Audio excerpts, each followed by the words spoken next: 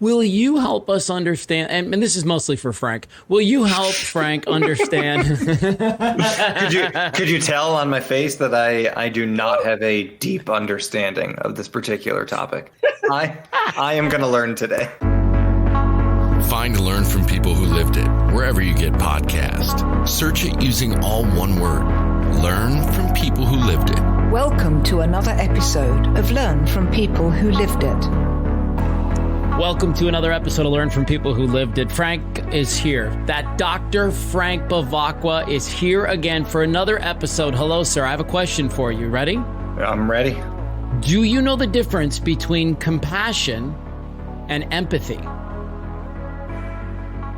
You didn't tell me there was going to be a quiz today. Okay, now listen, the woman laughing is our guest today, and this is exactly the kind of thing that she speaks on. Well, it's a good thing she's here. Because you need to phone a friend for the answer? Yeah. Is that what I'm hearing? Of course. Okay, all right. Well, I'm excited that Kathy's going to join us today. From what part of the world are you living in? I'm actually in Phoenix, Arizona. Look at us. We're all in Phoenix, Arizona. Kathy came to us by way of Dr. Jill McMahon, who's a buddy of mine. And you are also a doctor.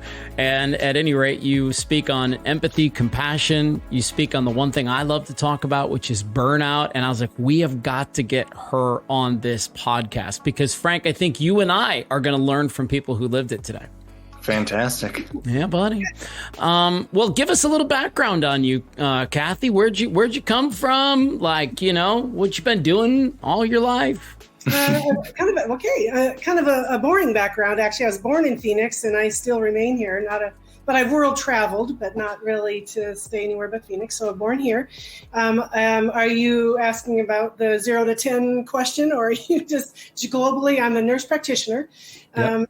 My background is ER. Then most of my time was as an ER nurse, charge, trauma, things like that. And I went back to school, became a master's degree in nursing. So that became a nurse practitioner. And then just for grins, I went back and got my doctorate, which is God knows why, but that's what I decided I needed to do. And so, so I'm credentialed all over the place. But basically, I've learned a lot about how people heal. And I've followed people dying in the hospital, people in what happened with their world, and then my own experience about whether I wanted them to, what I could do to control them actually is what I meant. And finding that everybody's journey is so unique. But if looking at the root of what's going on with the body and the health and the emotion and the spiritual part, you can find an awful lot about how to come up from there to rebirth and relearn.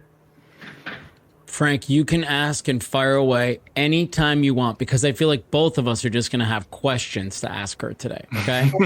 Absolutely.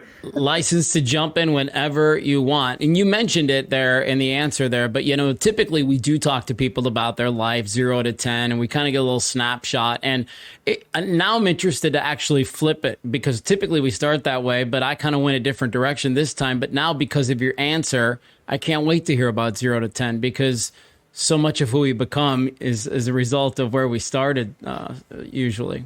100%. And I totally believe that. In fact, I believe that we came here on contract. So I have a very that's the base of my understanding, is that I came on contract and my parents are who they are and that kind of thing. But I was born to a family of 5. I'm the 4th and the 5th, 4 brothers I have.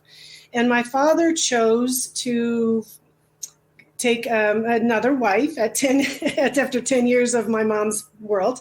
And so we were basically penniless, actually, for 5 people to come up in the world. Of power is that my mom was a very strong, is still, she's 93, still hanging in there, doing well. And she was a powerhouse to make sure that things were covered and money was there. We didn't have a lot, and we understood that money meant everything in our growing up. And it also meant that work was hard and that life was hard. And I remember that was her gift. The curse of that is that having 4 brothers and no sister, well, I don't know what a sister's like, so I can't say that, but having that dynamics where it was easy to teach the boys about hard work, money, do all these things. But emotion was not included in my story, not included. But as the person that I was born into, I was the emotional person. So I understood things in a different kind of weave, even very young.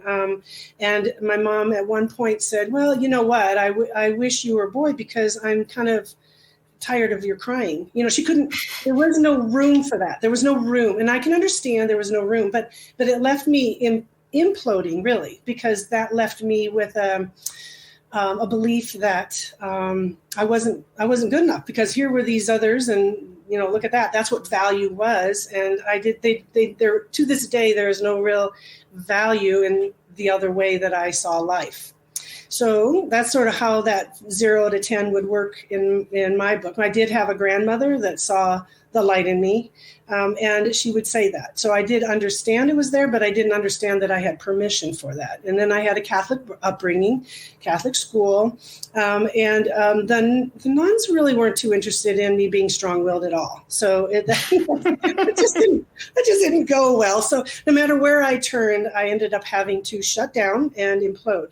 But the overriding theme of my life is that I liked to listen to people, and I remember I would go down the street and talk to this 50-year-old man, and we would talk forever and ever in his house, and my mom would go crazy that I was gone for hours, but I just would have these conversations with adults, trying to understand how the world ran, and that was just kind of what I came to the planet for. So then I go back. That's how I kind of coped, and I felt that was a way for me to work, but never did I take credit for anything, because my parents, not my father so much, although he was absent always, but when he did come into town, we did talk about emotion, and I knew that that's where I came from, that concept of that match. That's why I was on the planet.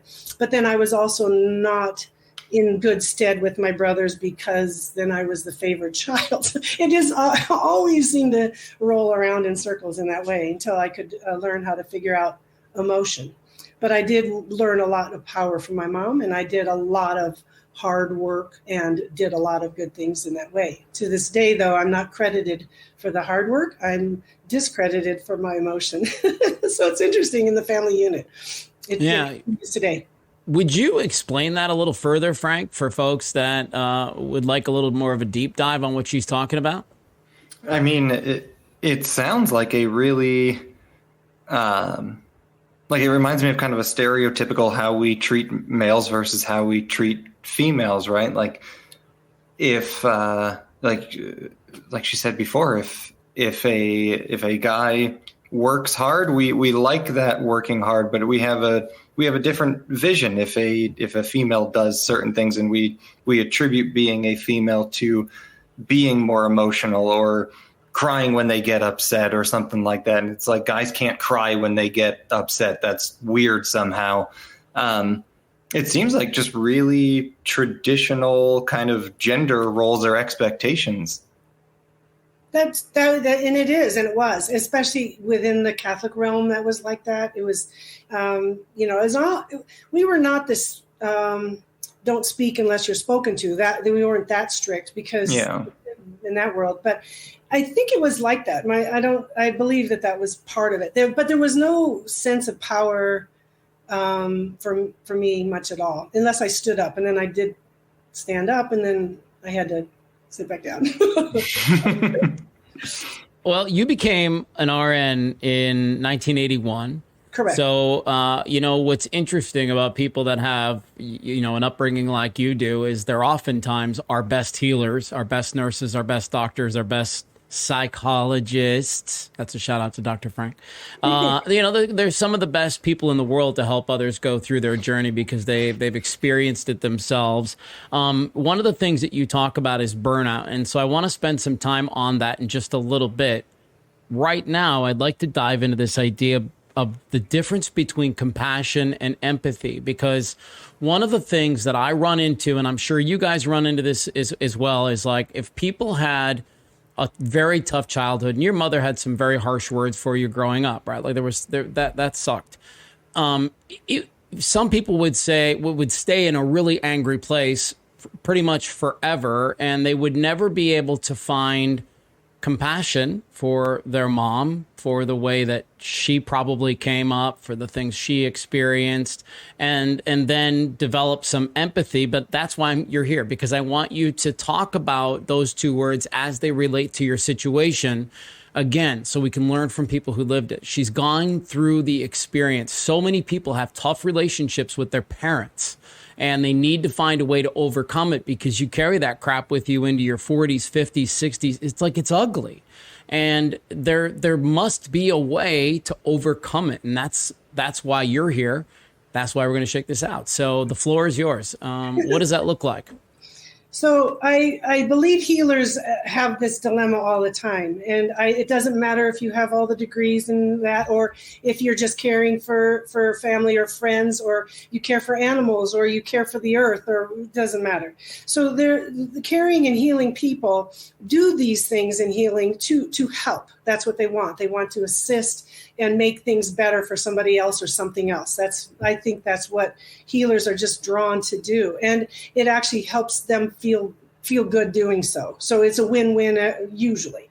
What happens sometimes with empathy is, in my opinion, is that empathy is an evolution towards compassion, in my opinion, because empathy is a feeling of, I can help you, I can make this better. Here, if we just stand up together, we got it worked out. If we just have a good mind and we can do it, let me just reframe you constantly in your thoughts. I mean, let me do all these things. I can be empathic. I can put my hands on you and I can make you feel better. I can help you, get you the right kind of food, and I can help you feel better.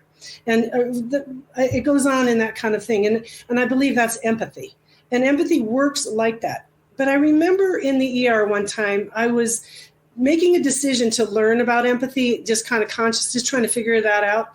And I saw a patient. I said, okay, I'm going to see this patient. Basically, I was getting burned out. So this is why I was deciding I had to change. And I decided I would start with one patient a day that I would just feel better about. I mean, I would just help them and see the light in their eyes and help them.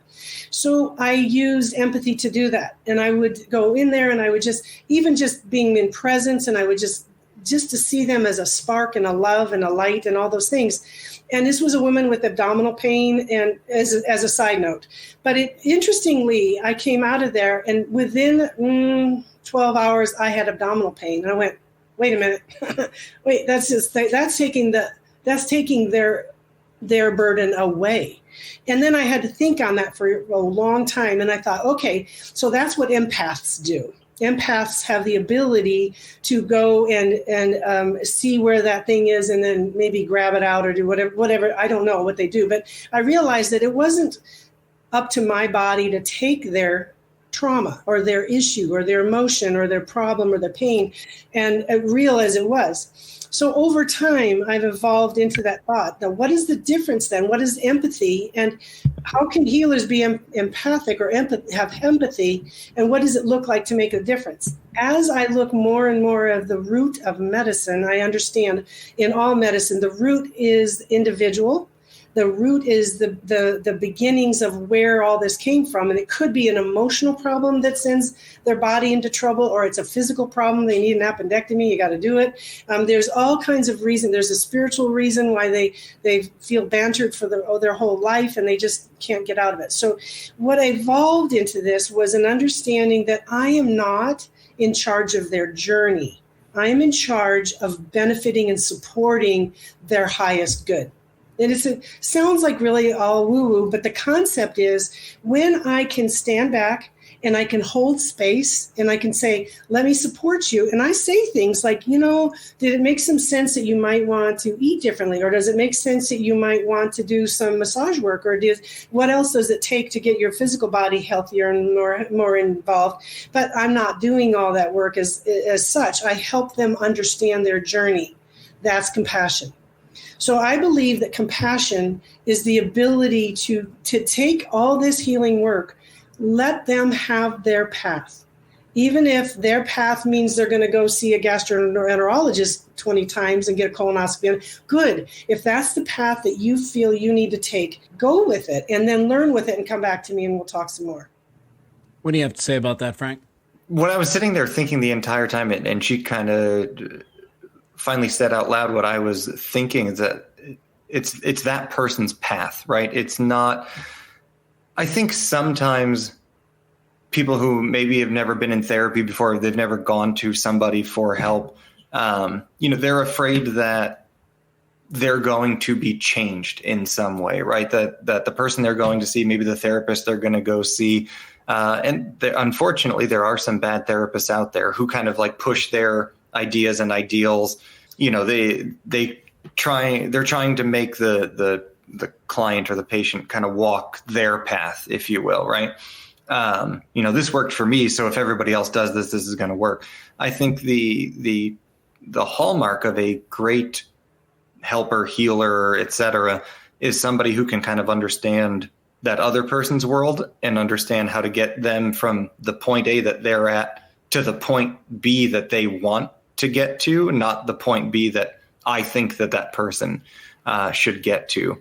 And that is a skill that unfortunately maybe not a lot of people have. And of those who do have it, we don't necessarily always use it 100% of the time.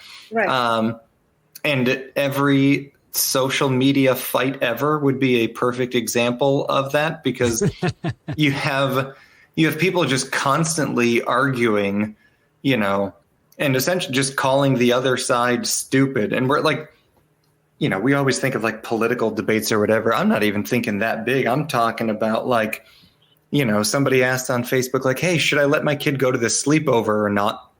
And you're going to get 100 responses and 50 of them are going to say absolutely not, that, bad things happen at sleepovers.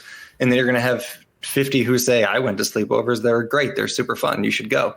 But just like really unable or unwilling to like put yourself into that other person's situation and realize that every situation is different. Every kid is different. Every parenting style is different. It is really hard to put yourself into somebody else's world and help them get to where they want to go, rather than just take their world and try to make it like your own. And that's very true. And I think that part of my work, because I'm more medical, I'm not a psychotherapist. I'm not focused entirely on that. I look at the whole person in my world. So I'm looking at the body first, because that's what they're there for. Usually they're there for that. Now, Americans don't really, well, many do, but many are really nervous about chakras and things like that. So I don't use those terms very often, but I'll say, you're having trouble in your gut right now. Let's go and work this up. Let's figure it out, what's going on. But where are you in your stress marker right now? Because you must be having a crazy, fearful world, because that's how that works. Or my chest is bothering me, and all of them have grief and loss. And the last 3 years have brought up all kinds of emotion, and to be giving permission to follow the emotion. So the emotion of bantering somebody is really fear.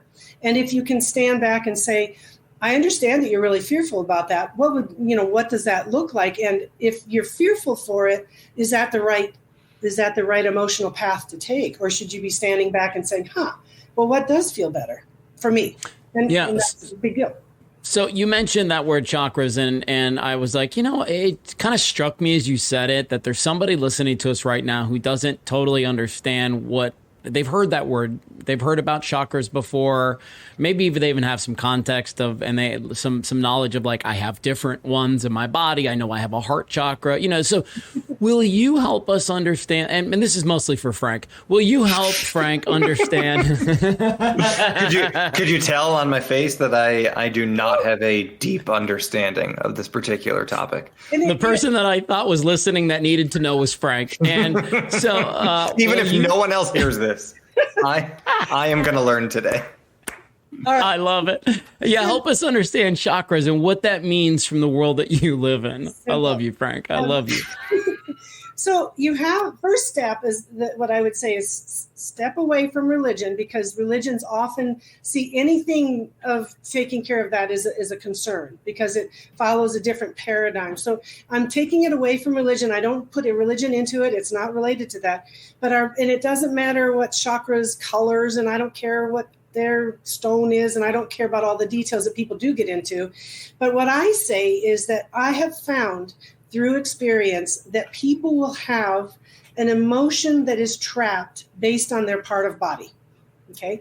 And this is thousands of years old knowledge, Ayurvedic, and I don't care. It's in Africa. It's everywhere around the world. Every culture has it. Understanding, say, all right, so you're having trouble, you're having urinary tract infections, let's say, or something. I mean, something simple. You can say, well, so I don't do this with all my patients. They have a urinary tract infection, they need an antibiotic. It's not like I go into deep depths on there, but I will ask them to breathe in and say, where's your stress? Because your body will work so much better and so much clearer, no matter what your diagnoses are, whatever your genetics are. Your body works better when you're working with ease and you use emotion to be your guide. If you use your emotion to guide you, and a feel-good emotion is the kind of the right direction, and swimming upstream and arguing about things all the time can't feel good. And that's where I would go first with all that. So you can feel it emotionally. And let's say the pelvic area, let's say, has to do with relationship and creativity. And, is there something going on does something sound familiar to you? And they go, well, I hate my job. And I went, well, there's a topic to think about. You hate your job and you're being forced into you don't have any creativity because, you don't have creativity. So let's look at that. So sometimes I'll pop it in because my patients know about me now and they don't worry about it. But if it's a new patient or they just have a bladder infection, I'll say, life is crazy. Let's get you back on track and work it through. I don't blame the chakras for it, but I understand the human and the human emotion in relationship to it. So you have a first chakra. The first one is down in the root, and that goes down into your feet. The second one has to do with emotion and relationship, and the third one has to do with fear, and the fourth one has to do with grief and loss. And you'll find that. I mean, you know these people that have chest pain after someone dies, or that they just feel like their lungs don't work for them, and so there's things that can associate with that. We know about that. We know the word gut feeling because we know that you get a gut feeling because you got something to be afraid of, and that's your area in your stomach. So we've known that historically. The thyroid is about speaking your mind or surrender to whatever higher good. Then there's intuition. You can take them and very softly just say, well, do you notice and this is done in psychotherapy all the time. Do you notice your emotion in your body? Where do you feel that now?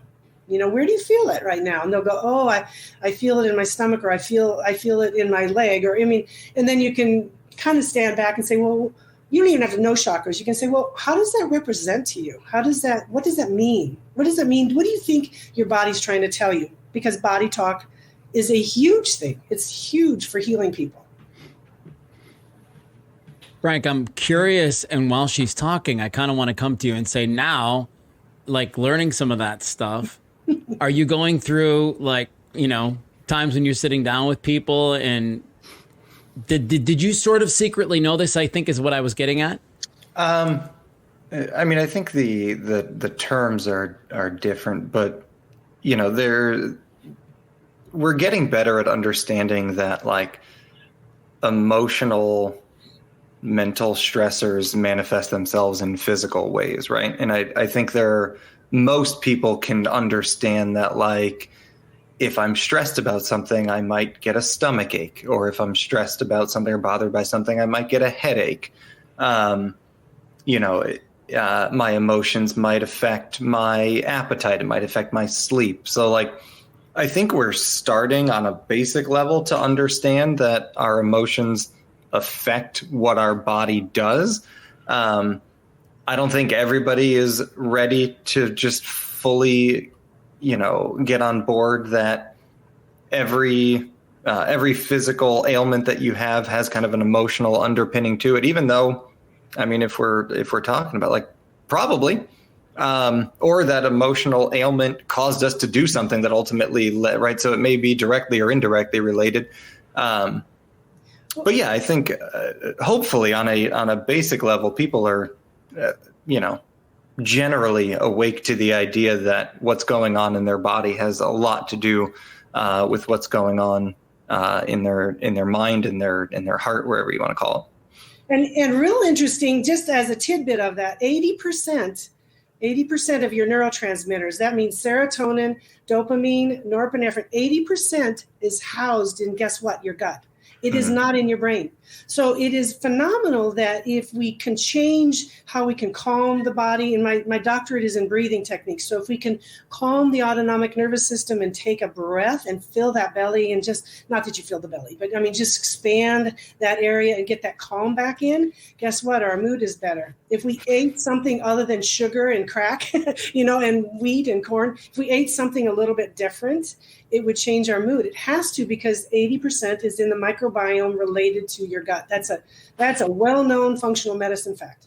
And I will, listen, I will attest to it. I've been a meditation practitioner for almost a dozen years now, and I'm not always the best at it. But when I think about it, if my stomach feels a little jacked up, I'll go sit down and have a sit. And I do transcendental meditation. So I'll go do my TM for 20 minutes. And without question, my gut settles down. I mean, it's really unbelievable. But this number, 80%.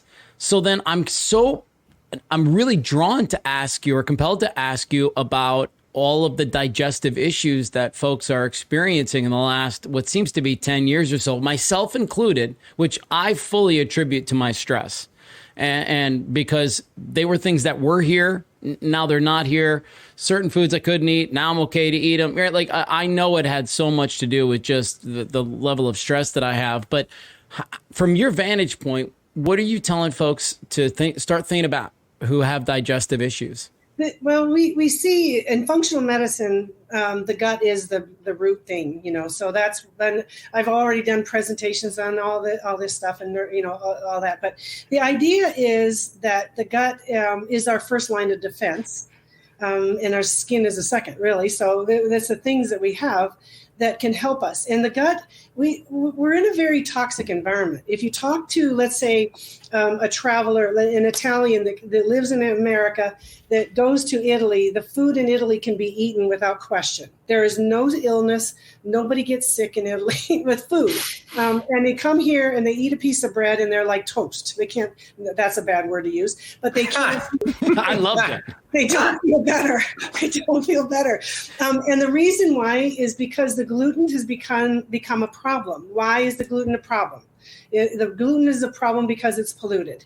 If you're going to eat things that feed your gut and you really want to get your body better, you got to do the things that aren't what the government wants you to eat. I mean, the pharma and the food industry are not correct. They're making money, but they're not out for your good. You need minerals, you need vegetables, you need fat, you need all kinds of things to get your GI system to work well. Sometimes you need supplements to get there because it's a very torn up problem. My 4-year-old granddaughter knew when she was throwing up and her feet were hurting, and it turns out they quit gluten at 4 years old, and she now knows in the store going, I don't get this, I don't get that, but I get this. She knows now. It's just too many decades of it. Yeah, it's great. Yeah, are you guys starting to see these blue zones popping up? Have you seen that Netflix documentary that's out now? Yep, we talked a lot about the Mediterranean diet and its value. Yep. Sure, that certainly is a piece of it. Frank, have you heard about these blue zones? I have not. I'm going to learn more stuff today. You are going to learn more stuff today. Yeah, we're getting more and more, and I think some are coming to the area. There was a big meeting here maybe a year or so ago, and basically blue zones are where these folks live well into their hundreds because of the way that the community is set up. It's set up for success of like walking to everything. The word isn't subsidized, but the word is they incentivize folks to buy good and natural and healthy and organic foods, such as the Mediterranean diet. There's places for them to relieve stress, and they make it culturally acceptable to practice all of the things that are there. Faith is a huge part of it, or community, if you will. But it's fascinating, and this guy's been studying this for probably 25, 30 years or something like that. And he's found all these places all over the world where people are living at like 106, 107, and he's figured out why. And he's broken it down into a handful of categories that he puts on this wheel. And if you qualify for some of those things, you can be designated a blue zone. And then obviously people are drawn to that community because they want to live that healthy lifestyle. It's really cool stuff. It is fun. And it's back to the root of things, because if you eat well and you have a spiritual life and you move through space and you breathe, I mean, all these things are so valuable to healing, and you can get there. Yeah. All right. I know we got to wrap in the next few minutes, so I want to spend the last little bit talking about burnout. I experienced it firsthand, as everybody well knows. It's the reason we have this podcast, because they didn't want to do my radio show no more. It's true. And so I experienced the burnout firsthand. I don't know, Frank, have you ever been totally cooked, or you got a good management system, I feel like, for your stress? I like to think I do, but 8 years ago, I up and quit my job because there you go. I would put burnout in that category. Like, a weekend was never long enough. Like, I would leave on Friday and still dread going back on Monday already. Just like to the point where I was like irritable at work. Like, I just didn't want to be there. And it wasn't necessarily the job's fault. It was a mismatch between what I wanted and needed at the time and what that job offered. Because 2 years before it, I loved that job. And sometimes things change, or sometimes things build up. But yeah, I got to that point. I think I've done better at avoiding getting to that point again, because I understand that if something's not working, there's probably something in my environment that needs to change. And I try to do only things that I really like doing. So, it makes it a little easier now. You do well with it. He does well with it now. So I want to come to you, Kathy, because I know, like me, I talk a lot about burnout as it relates to teachers and people in corporate America. Because the statistic is that 40% of all U.S. workers right now are experiencing symptoms of burnout on the daily. So every day of the week, 40% of the workforce is like about to cook. So what do you, let's go. Let's jump right in, Kathy. What do you want to say about this topic? Okay. So I try to figure out burnout and compassion fatigue in a kind of a spectrum. So compassion fatigue is that, you really liked what you did, but you're not getting there anymore, and you put too much effort into it, and you're not taking care of yourself. So I would venture that sometimes, but with you still being in your career, you probably had a big dose of compassion fatigue, and you had to find another way to take a break. And it can feel like burnout, and burnout's similar. But when we grow and we say, this is no longer fitting me anymore, I'm needing to go into another realm, you can stay within the realm and just make new parameters. And I think that's where we work with compassion fatigue. When we're working with burnout, it's like, the world sucks, it's not going to happen, I'm out of here, I'm not doing it. And it doesn't have the insight that says, wait a minute, I'm not taking care of myself. It doesn't even have that insight at first. But by stopping everything, you get that insight, and then you can appreciate the difference between them. But I think that the calling of our life, what we want to do in the world, can be built off of what we knew 0 to 10, and we can build off of that time frame, because I do believe that 100% we can go back to that. So here's an example. I had a woman that was in her 70s, and she said she needed to she was so burned out with what she was doing. What she was working with is at a hotel as a concierge, and they were mean to her, and she didn't like that. So in that realm, I said, well, okay, let's just do a little dance. Let's stand back. What did you love when you're 5, 6, 7? Just give a word that comes out right out in front of you. And she goes, oh, butterflies. I said, well, that's really interesting. What do you do with butterflies? Well, I don't know. You can't do anything with butterflies. I said, well, I don't know about that. I said, I've seen things with butterflies, like, can you draw them, or can you go work at a butterfly place? I mean, we have 2 of them over here in Arizona. What does that look like? And she goes, a butterfly place. And I said, well, next time you go to botanical gardens, go check it out and just get an imagination about what would be fun for you. And sure enough, she started to volunteer. Then she went to be a paid person over at Botanical Gardens butterfly area. And she is so happy. She has no problem. Her body just runs through space just fine. She doesn't have any drag on it. And that burnout is the drag, and understanding it and saying, I know that I've got a thing to do and this isn't it. And I'm going to go this way. That's compassion fatigue. Hit me, Frank. What are you thinking? Yeah, I mean, a theme I think we've seen across a lot of people that we've talked to, and certainly a lot of people that I see personally and professionally day to day. Like, if you're giving way more than you're getting, eventually, like, the cup runneth dry, you know? Yeah. And so, you know, some of that is, are you taking care of yourself? Some of that is, are you enjoying what you're doing? You know, because obviously the more you enjoy that gives you some kind of fulfillment back. There's a lot of things that can lead to the imbalance of like giving more than you're getting. But the irony, the cruel irony of it all is that people who end up being givers, healers, helpers, whatever kind of, you know, label you want to put on that, like, they end up in that spot because they like helping other people, they like giving, and almost to the point where it feels wrong or selfish of them to give something to themselves or to take care of themselves.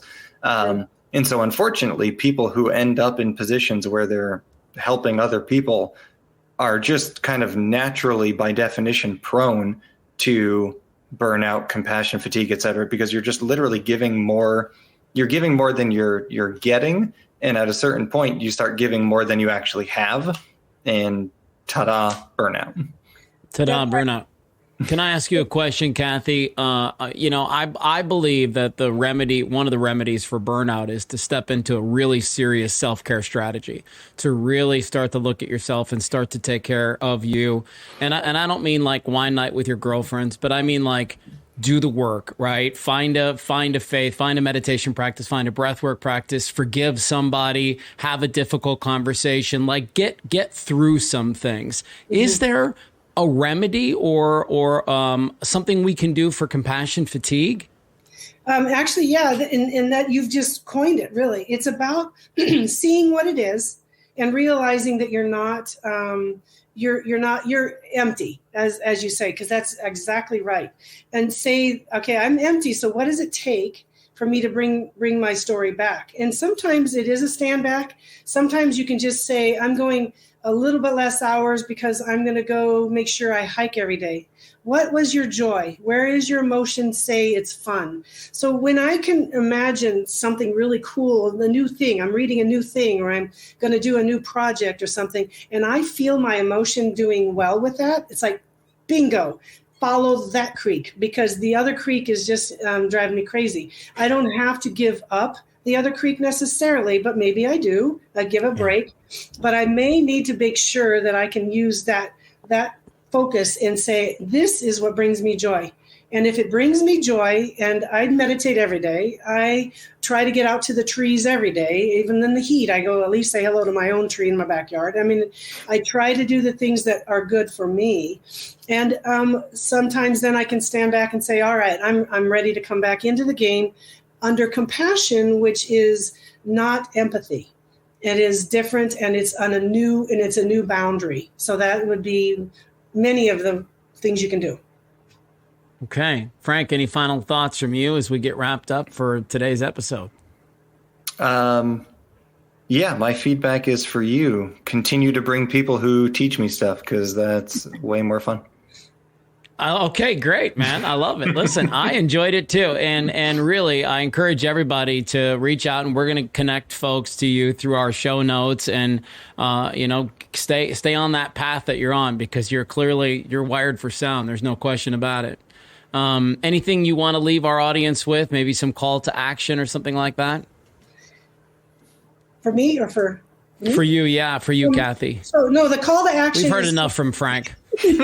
The call to action, honestly, is to give yourself pause long enough to feel what feels right to you. Feels good. Like you get your eyes light up. You're like, whoa, do a whoa at least once a week. Something that is a real fun thing that would make your mission correct. Stay in that flow.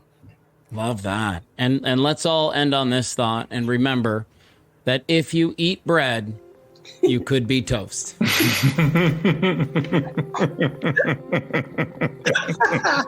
love it. There it is. Thank you so much for being on our podcast, Kathy. Have a great day. Thank you. And Dr. Frank, thank you as always, my friend. Yeah, good to be here. We have 3 goals with Learn from People Who Lived It. 1, to help you feel less alone. 2, encourage you to seek out a coach, a therapist, a church, anyone who can help you get through your journey and find some healing. 3, when you're ready, share your story with us. Find Learn from People Who Lived It wherever you get podcasts. Search it using all one word. Learn from People Who Lived It.